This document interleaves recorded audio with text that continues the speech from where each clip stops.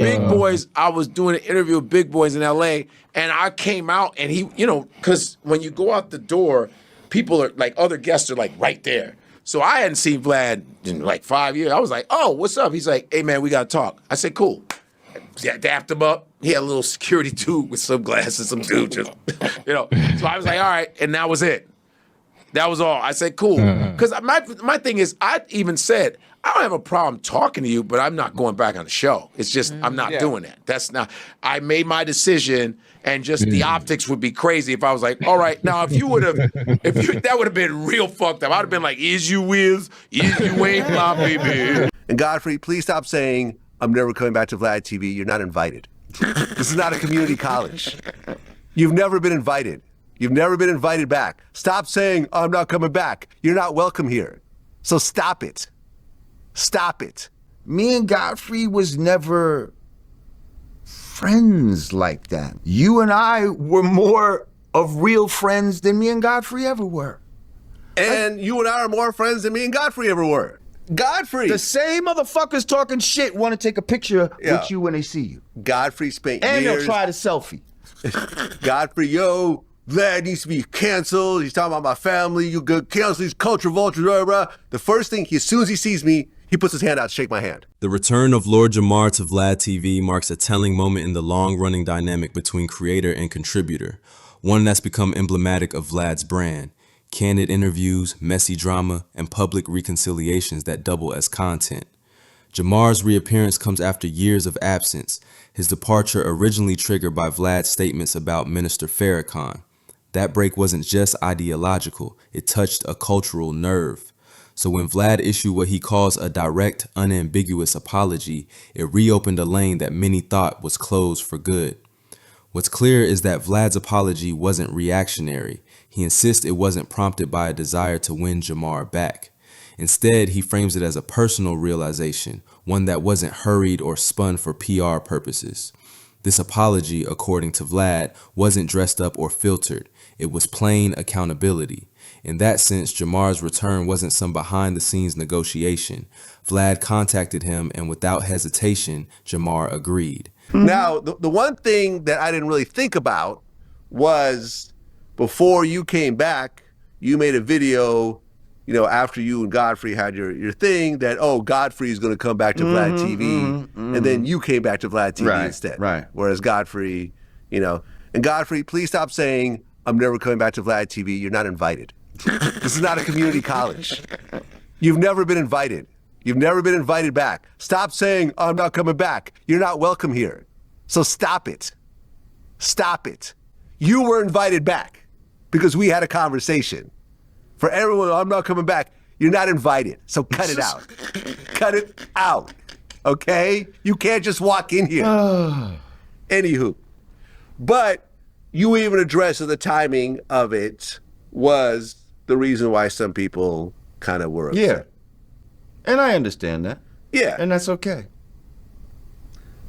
Now, I almost felt a little bit bad for the backlash that you were getting because from my point of view, it seemed fairly simple. You left because of my stance and what I said about Farrakhan. I went back and very clearly apologized for my statements. I didn't dance around the subject. I said I was wrong. I apologize. I said no one made me do it. It's not there. When I did it, me and you were not talking. I didn't say, I'm going to apologize and Jamar will come back. That was not even a thought. That wasn't even a thought. You called me. We had a conversation. We didn't talk about you coming back. I thought about it. I'm like, hey, what do you think? And then that happened. I didn't do it for any other reason than because I felt I was wrong and I was waiting for a time where I felt it was time for me to actually put that out there. There was no chess game. It was two men reconnecting, not as media figures first, but as people. Vlad calls Jamar a real friend, emphasizing their off-camera communication and the level of trust that's remained intact over the years. Jamar doesn't just sit on the platform. He seeks advice. He engages outside the lens. That type of relationship has weight. But outside the Vlad-Jamar dynamic, public reception tells another story. The return wasn't universally celebrated. The optics triggered a familiar divide. Some viewers saw a betrayal of principle. Why would you return to a white man who once made disparaging remarks about a revered black leader? The assumption for many was that loyalty to culture should override forgiveness or reconciliation. Vlad acknowledged that discomfort, especially from those who viewed the situation through a strictly racial lens. White host, black guest, historical offense, and now a reunion that some interpreted as capitulation. So you left because there was a lack of apology. An apology happened. You came back. What's the problem? But people seem to have a problem. Because the optics of it is you're the white guy and he's the black dude, and I should automatically side with the black dude. Like I should just, you know what I mean? Me and Godfrey should just keep it 100 because this and that. But, you know, if I'm gonna be 1,000% real, like, you and I were more of real friends than me and Godfrey ever were.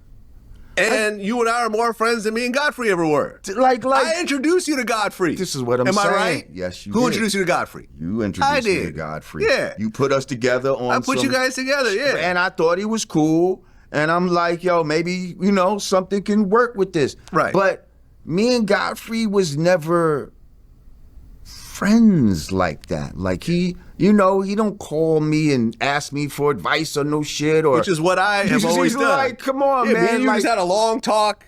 Me and you actually talk off camera more than I on don't camera. know. That's what I'm saying. Yeah. I don't know nothing about his family. Like you see me, like Digga. Like I've been to her wedding. I've been on the phone with her mom's type of shit. Like turns out her aunt and my aunt used to hang out together. Like me and Digga is really friends. Like you know what I mean? Yeah. But you know, he was like a high level acquaintance. You understand what I'm saying? Like an acquaintance that, you know. We was doing some shit here and there, but I couldn't really include him as one of my friends. Like, Vlad was one of my friends. Like, you know what I mean? Right. And y'all could be like, oh shit, you know, you had a white guy as a friend? Yes. The horror. To navigate the backlash, Vlad turned to data, polls. Among paying members, those who subscribe for early access and, in Vlad's eyes, represent the core audience, 70% supported Jamar's return. The regular subscriber base, more passive and arguably more reactive, flipped the ratio. 70% opposed it. Vlad drew a line there. The people who invest financially in his platform are the ones whose opinions carry weight. To him, the dissenting voices from the broader crowd may be louder, but they aren't as committed. He doubled down on the idea that real fans ride through controversy because they're there for the substance, not the spectacle. By contrast, the rift between Vlad and Godfrey is a different beast altogether. While Jamar and Vlad maintain a friendship strengthened by mutual respect and offline conversations, Godfrey is described more coldly, as a high-level acquaintance. Vlad explicitly states that Godfrey is not invited back, and he resents Godfrey's posturing. It's interesting, right? Sorry to interrupt you, right? Mm-hmm. But I said this to you, right? Yep. I did a poll. I did 2 polls.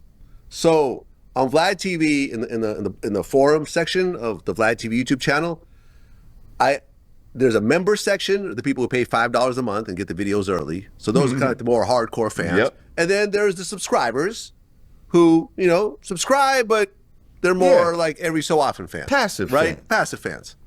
I did a poll. Are you happy that Jamar is back on VladTV? Almost a mirror image. It's a mirror image. Right. In the member section, 70% said yes, 30% said no.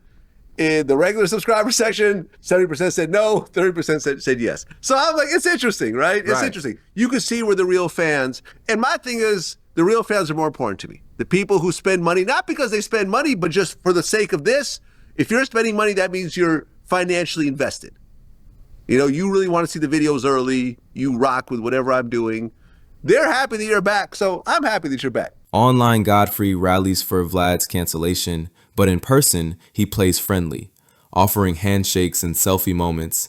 It reads as opportunism to Vlad, not authenticity. Even more frustrating to Vlad is Godfrey's selective amnesia. When questioned about texts, Godfrey claims he might have changed numbers. Playing coy about communication, Vlad insists was still open through a mutual friend. Vlad interprets it as avoidance, an unwillingness to stand firm in public while attempting to save face in private. Like, the internet's not a real place, man. Yeah, I mean, It's not. Like, motherfuckers act all one way on the internet, and then in the real life, Godfrey. the same motherfuckers talking shit want to take a picture Yeah. with you when they see you. Godfrey spent And years. they'll try the selfie. Godfrey, yo, Vlad needs to be canceled. He's talking about my family. You could cancel these culture vultures. Blah, blah, blah. The first thing, as soon as he sees me, he puts his hand out to shake my hand. That's the first, before I said anything. And I'm shaking his hand. I'm going, yo, we need to talk. And I'm holding his hand as I'm talking. He's like, oh, yeah, okay, yeah, okay. Then he runs off. And then I remember he did a show recently where they're talking about this whole thing. And he's like, oh, yeah, I don't have no problem with Vlad. And someone said, oh, didn't Vlad text you?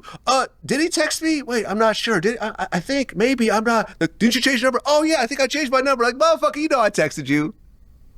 We have a person in common that knows both of us. I got your number. I texted you. You want to pretend like, and listen, you don't have to talk to me, but don't be one way on the internet and then another way when you see me and then try to like dance around the topic because you can't stand for what you're saying. Recently, someone sent me this, that he did a video, he ran into Vibes Cartel, and Vibes Cartel mentions VladTV. In sum, Lord Jamar's return isn't just an interview moment.